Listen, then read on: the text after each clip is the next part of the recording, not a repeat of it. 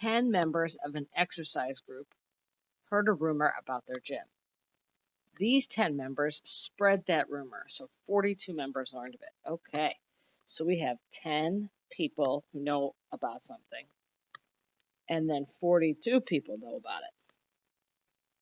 Then those 42 spread that rumor further, and now 150 people know about it. And then those 152 people spread it further, and 650 people learned about it. And then they spread it even further, and 2,560 people learned about it. Okay. Which equation is a reasonable? So that key word right there is reasonable. Reasonable fit to the data. All right. Well, just by looking at it, I know it's not arithmetic because I'm not adding the same number to get from 10 to 42 that I would from 42 to 150. So the only other thing it could be right now is geometric, or it could be neither of them. But it also says which one is a reasonable fit. So we're going to test out our theory on whether or not this is a geometric sequence. I'm going to first write down the format for a geometric sequence, and it is a sub n equals a sub 1 times the ratio to the n minus 1.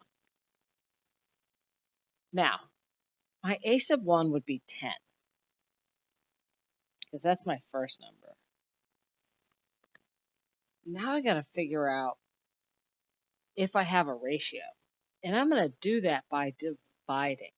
Remember, we divide the numbers. So I'm going to say 2,560 divided by 650, 650 divided by 150, 150 divided by 42, and finally 42 divided by 10.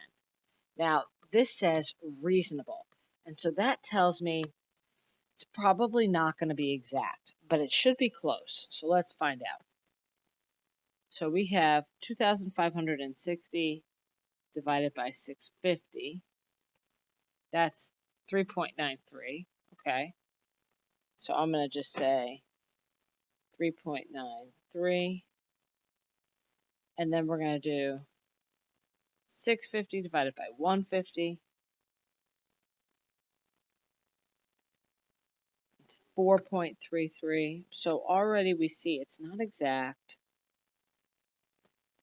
150 divided by 42, 3.57,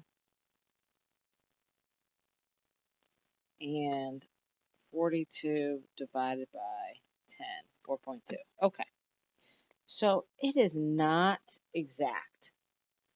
The common ratio is not exact. So it's not a perfect geometric sequence, but if you look, all of these numbers could round and would round down to 4.